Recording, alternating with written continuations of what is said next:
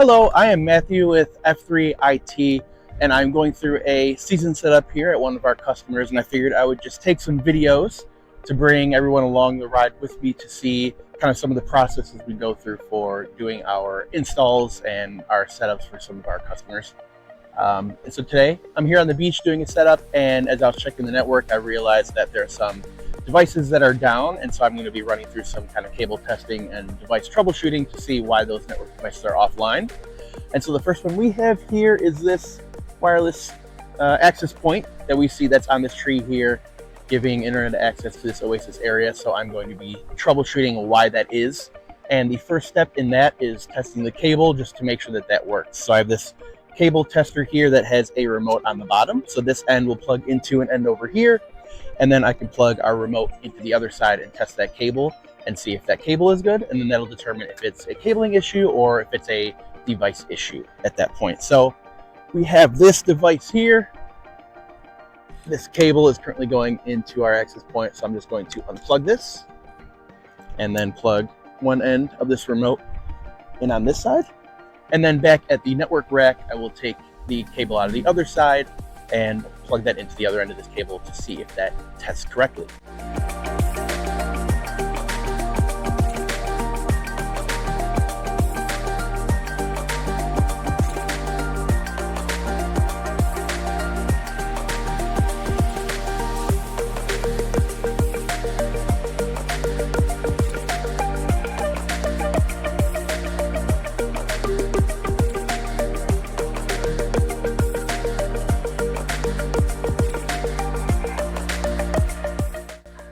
All right, so now we are going to do a cable termination on this cable that I'm going to use for a receipt printer that needs a longer cable from the patch panel port it's connected to.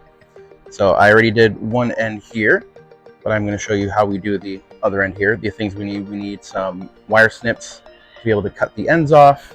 If we have a failed termination, when we cut an end off, put a new one on. We have little wire strippers here that will get the sleeve off the cable. We have our extra RJ45. This is a Cat 6 end that we're going to put on. We have our little cable crimper here to crimp the end on so it stays secure, and also so it will dig these little gold plates into the cable to help transmit data.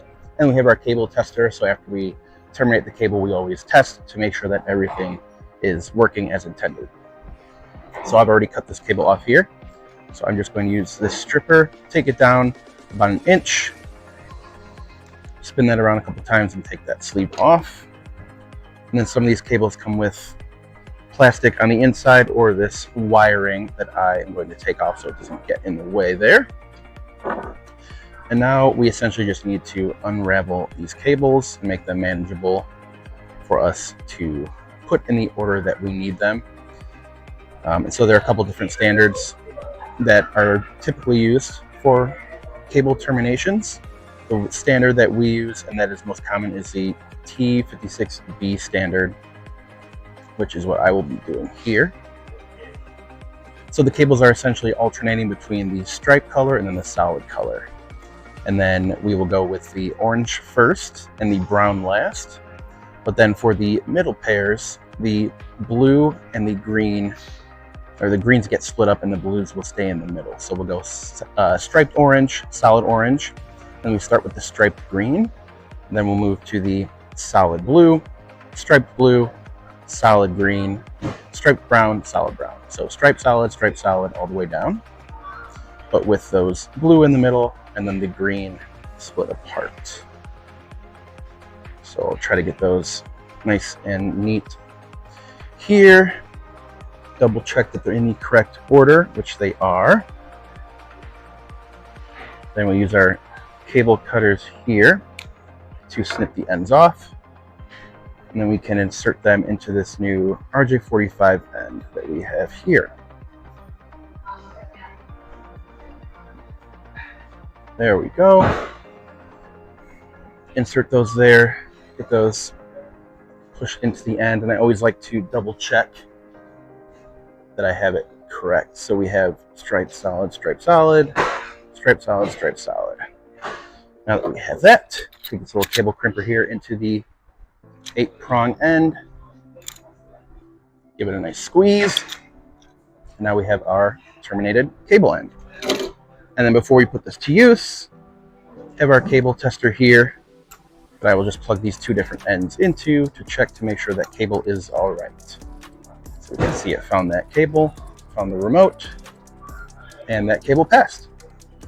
So that's how we terminate cables. Pretty simple and pretty handy when you're in the field in case there's a cable that goes bad that you need to replace an end on.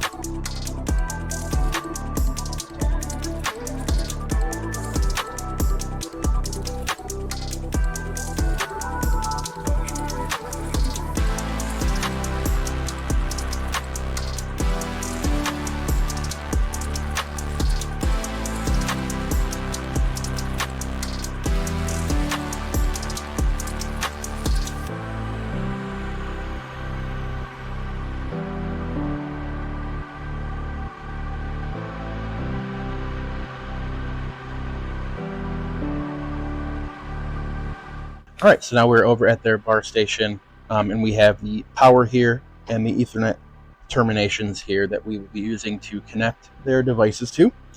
And before we do that, we just want to test these cables and make sure they're working properly.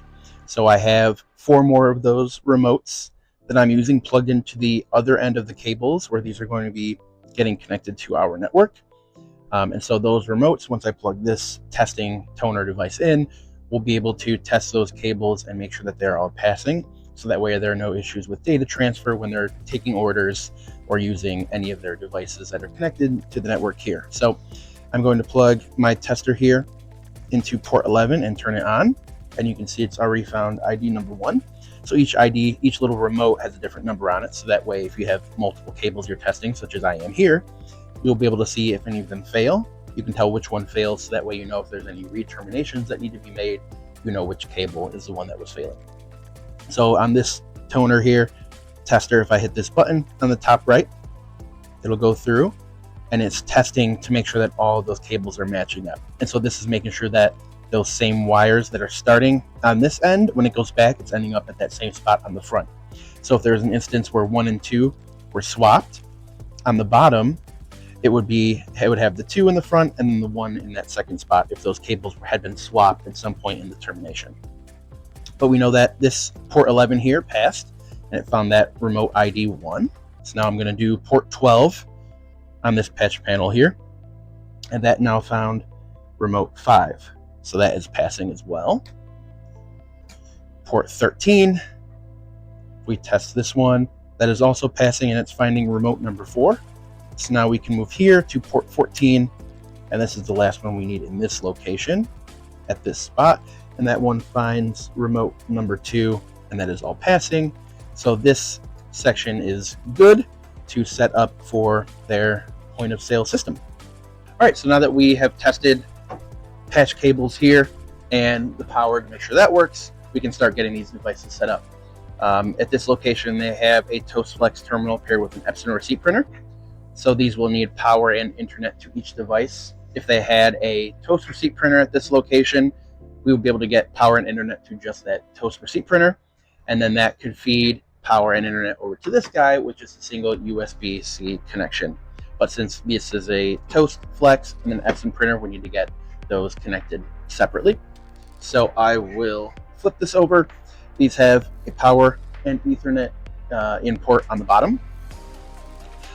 So that way we can use both of those if necessary, as well as things for other connections such as a guest facing display, but they don't have that here at this location. So we can make sure with that thumb screw there that that's connected. and then we can get this connected with Ethernet to the ports over here that we've already tested.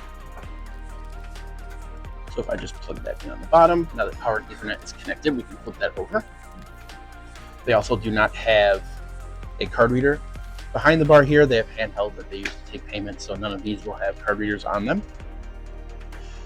But I always like looping this around the back to make it look a little bit neater, so there's no cables coming up front.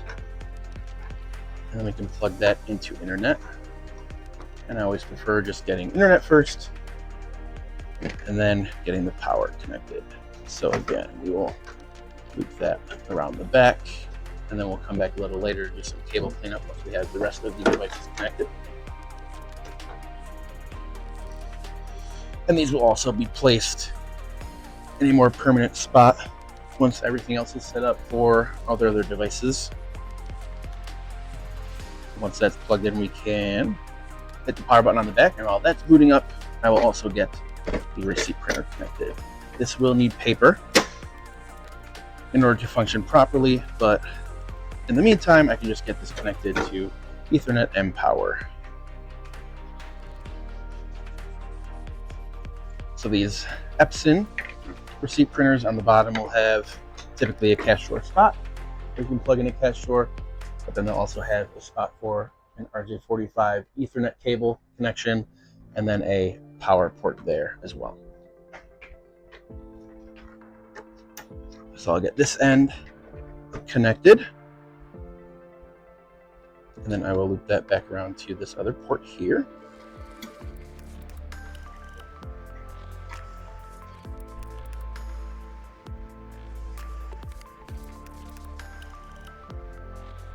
And then I'm just going to get a little bit more slack on this power cable here to plug it in. And this end can go into the back of the printer for power.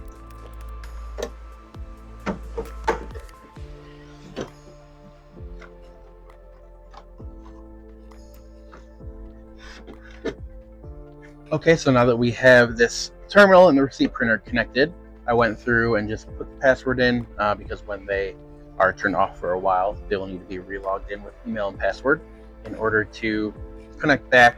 So I logged it back in and it downloaded an update, and now the only thing we can do here, since these are devices that have already been set up previously, is just put in a number here that will get us over into their system. And then we can double check here. Do they have any open checks? Nothing at the moment. So there's a nifty little printer setup that we can go to. We see this RP172 online. We can print a test receipt, and it'll print at this receipt printer. And so that's how we know that both of these devices are online to the network and able to connect and print out a receipt. So now that we're back here at the network rack, all you need to do is find where this cable is going, and I can plug our tester into it. Thankfully, here at this location, we have everything labeled. So I have that Oasis access point here. And now I can just plug our tool into it. It sees the remote there, and when I test, it does seem that the cable is passing, so it is not a cable issue. So the next steps in this process is going to be going and grabbing that access point and bringing it in and seeing if we can just connect it directly to the switch and get it online, or if that may need to be a device that would need to be replaced in order to get an access point out there for their Oasis. So we're back here now at the network rack, and I have the access point that was on a tree out there giving internet to their Oasis area. And essentially we're just going to plug this into a port on our switch that we know is powered on and supplying power to the devices. And we're going to plug this directly into the switch and see if we get any signs of life. So now that this is directly plugged in, we're trying to look and see if the light on the side of this access point will come on, and we are seeing that it is powering on. So we are seeing a source of life here. And the other thing we're waiting to see is if that light will turn blue, which means that it's fully connected to the network. So it does seem that this device is powering on. And then if that light does turn blue, that would indicate that it is online and connected to the network, in which case then we would have to go back and investigate why this cable was not providing power. This could also be a case, potentially, if this device had been offline, since the system had been shut down, it could have just needed to be directly connected closer to the network without this long cable going over to the Oasis to just reboot it and give it life one more time. And then hopefully when we plug it back in, if it connects and everything seems fine, there's that blue light, then hopefully that will be the kick it needed to jumpstart, and we can just plug this device back in and use this again for this upcoming season, then monitor that just to make sure that it stays online. And yeah, we're seeing this online, so we will go back and plug it in on the other end to see if it comes back online now that it has connected. Okay, so we're back now with the access point here that I have taken off the tree, and we have this cable that's connected back to our switch, so I'm going to plug that back in, and we are going to see, and it looks like this is powering back on. So it could have been a case where this cable is just so long, and after the season refresh, when they got their new internet connected back up to the system, maybe just need a little kick by getting it connected closer to the switch to get it to boot back on. But we're going to wait and make sure that this goes blue, which is going to indicate that this device is actually online. And then we will just need to zip tie it back up onto this tree over here, which is where it previously was. And this may take some maneuvering, just getting a couple of these zip ties put together in order to get this back up on the tree. And as we're doing that, we're just checking the device.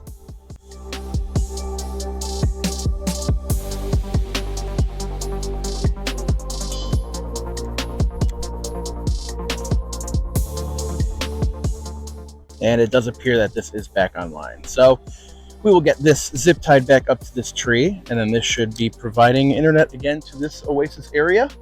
We'll still, again, keep an eye on it to make sure that this device will stay online during their season, and then if at some point it goes out and it's determined that we need a new device to get this section connected back to internet, that's something we can revisit at a later date to get a new piece of equipment out for them. But for the time being, this is working again for them, so we're going to get everything just connected to this tree here.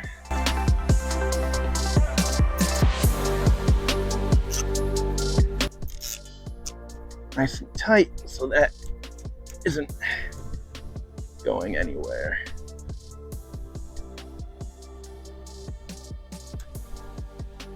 Perfect. And then we can adjust these antennas for where to send the Wi-Fi signal. And this section should be all good.